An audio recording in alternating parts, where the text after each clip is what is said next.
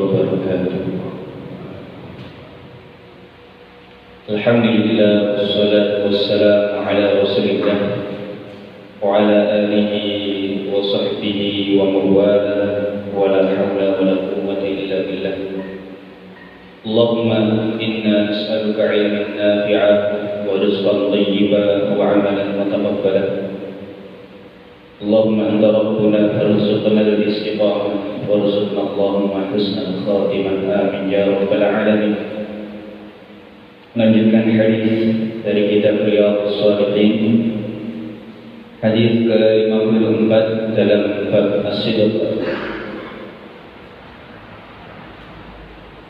An Ibnu Mas'ud radhiyallahu anhu an Nabi sallallahu alaihi wasallam, inna as-sidqa yahdi ila al-birr wa inna al-birra yahdi ila al-jannah wa inna ar-rajula la yasluhu hatta yuktaba 'inda Allah siddiqan wa inna al-kadhiba yahdi ila al-fujur wa inna al-fujura yahdi ila an-nar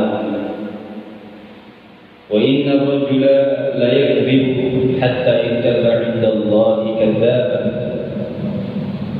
Muttafaqun alaih. Dari Abdullah bin Mas'ud radhiyallahu anhu, dari Nabi sallallahu alaihi wasallam, beliau bersabda, sesungguhnya kejujuran itu akan mengantarkan kepada kebaikan, dan kebaikan akan mengantarkan seseorang kepada surga Allah Subhanahu wa taala. Dan seseorang itu akan mengatakan yang jujur, akan berlaku jujur sampai Allah benar-benar menjadikannya termasuk orang-orang yang siddiqin, termasuk golongan siddiqin. Dan kita tahu Allah Ta'ala telah berfirman, wa may yuti'illaha wa rasulahu fa ulaika ma'al ladzina an'ama Allahu 'alaihim minan nabiyyina was-siddiqin wasyuhada'i was-shalihin wa hasuna ulaika rafiqa. Jadi kejujuran itu akan mengantarkan seorang ke dalam surga Allah Subhanahu wa taala. Dan apalagi tujuan, puncak tujuan kita selain surga Allah Subhanahu wa taala. Barang siapa yang diselamatkan dari neraka kemudian dimasukkan ke dalam surga, maka dia adalah orang yang beruntung. Wa mal hayatud dunya illa mata'ul ghurur. Dan kehidupan dunia ini tidak lain hanyalah kesenangan yang menipu, karena tidak ada bandingannya. Apabila di surga atau di akhirat sehari seperti 1000 tahun di dunia, maka kemungkinan umur kita tidak sampai setengah hari, 500 tahun, atau bahkan 100 tahun belum tentu. Maka kehidupan dunia tidak ada apa-apanya dengan akhirat. Kejujuran ini mencakup kejujuran dalam perkataan maupun perbuatan.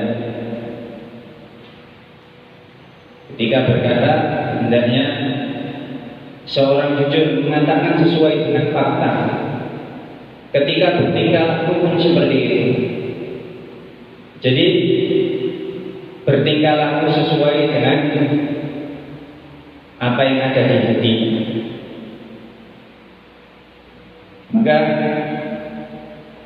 hendaknya seorang itu menghilangkan sifat-sifat kemunafikan yang ada di dalam hati. Jangan sampai dia melakukan sholat tetapi sebenarnya hatinya hanya ingin mencari perhatian orang dan lain sebagainya. Terutama untuk para santri,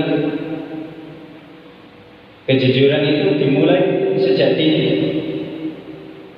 Jangan sampai ketika di depan guru pura-pura baik, tetapi di belakang dia melakukan apa saja yang dilarang Allah Subhanahu wa taala. Jangan sampai ketika ujian tidak jujur, ya. Karena dari situ, ya, menurut hadis ini, wa innal kadhiba yahdi ilal fujur. Ketidakjujuran itu akan mengantarkan kepada kedurhakaan, dan kedurhakaan akan mengantarkan kepada neraka. Alhamdulillah. Bahkan dalam hadis dalam riwayat dari Rasulullah SAW bersabda, "Wailul lilladzi yuhadditsu fa yakdzibu liyudhika bil qawl." Celakalah orang yang berbicara bohong, berbicara kemudian bohong. Untuk apa? Untuk bahan lelucon, agar orang-orang tertawa dia berbohong. Maka kata Rasulullah SAW, wailul lahu, wailul lahu. Celakalah dia, celakalah dia.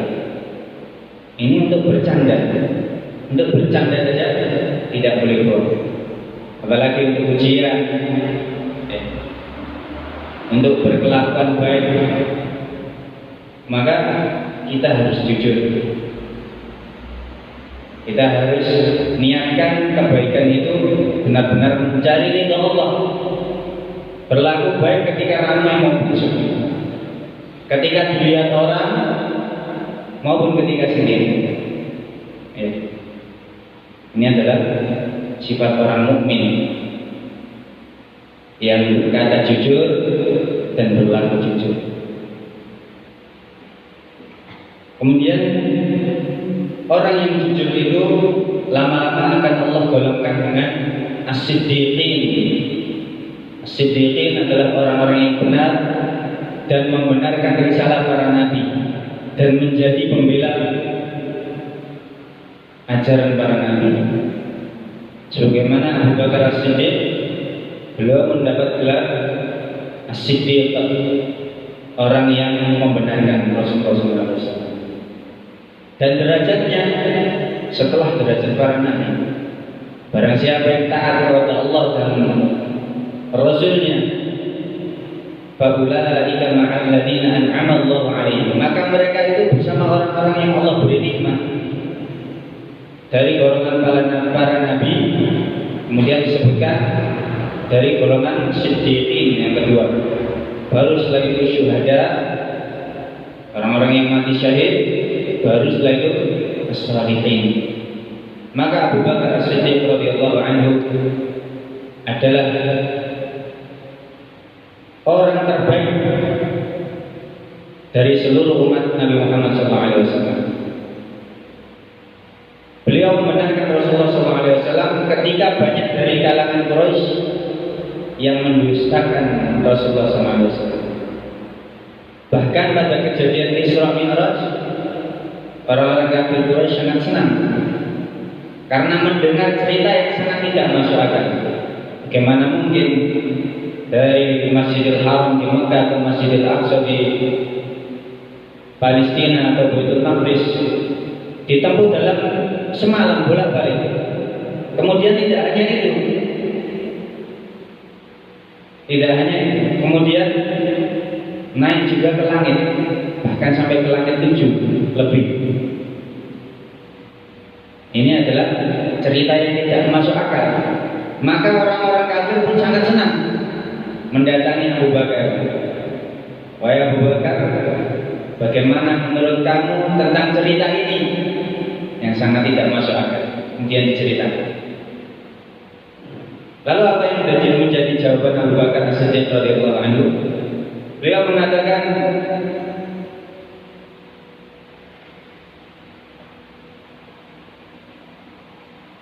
in kana qad qala dzalika faqad shadaqa. In kana qad qala dzalika faqad shadaqa.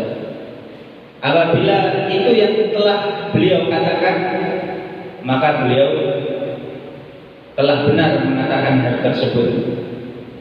Maka perkataan beliau adalah perkataan yang jujur.